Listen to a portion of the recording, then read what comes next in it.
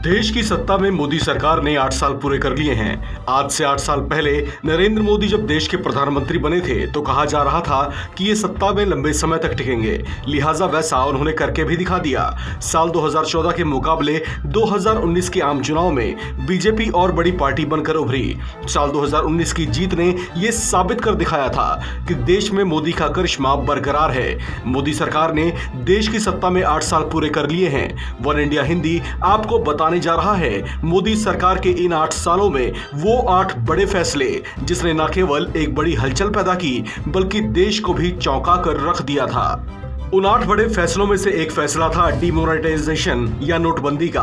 8 नवंबर 2016 की रात 8 बजे का वो समय कोई नहीं भूल सकता जब पीएम मोदी ने अचानक देश को संबोधित कर नोटबंदी की घोषणा कर दी थी। अचानक हुए उस फैसले से देश चौंक उठा था। अगले ही पल 1000 और 500 के नोट निष्प्रभावी हो गए थे। उन्हें बैंकों में बदलवाने के लिए लंबी लंबी कतारें देखने को मिली। पूरे देश में एक हलचल सी मच गई। फिर भी अधिकतर लोगों ने इस फैसले का स्वागत किया क्योंकि इसके जरिए ब्लैक मनी पर कड़े प्रहार की बात कही गई थी। हालांकि जब बाद में लगभग पूरी करेंसी ही वापस आ गई तो विपक्ष ने सरकार के इस फैसले की कड़ी आलोचना भी की।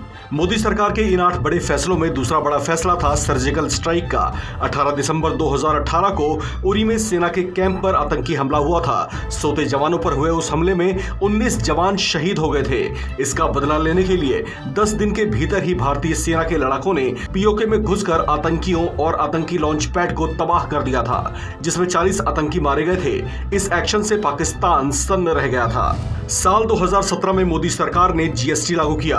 तमाम चुनौतियों और विरोधों के बीच इसे लागू किया गया, जिससे पूरे देश में एक टैक्स सिस्टम लागू हो गया।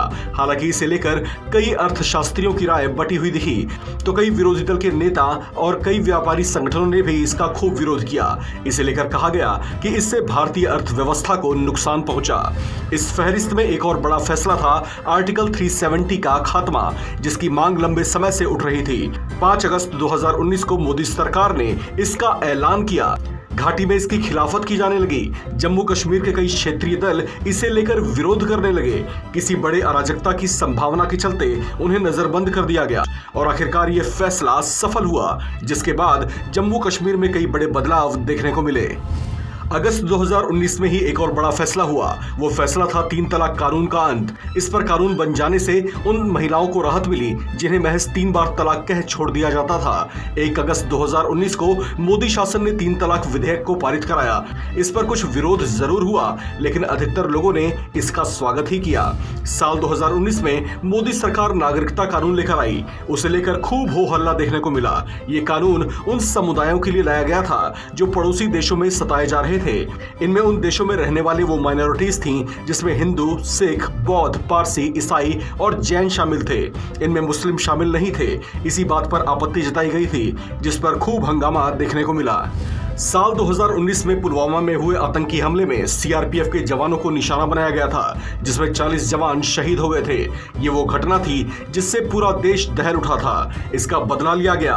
26 फरवरी को बालाकोट में एयर स्ट्राइक किया गया। उस हमले से पाकिस्तान हक्का बक्का रह गया था। मोदी सरकार के 8 चर्चित फैसलों में साल 2021 में लाए गए 3 कृषि कानून भी शामिल थे, जिसके प्रावधानों ने किसानों को आंदोलित कर दिया था।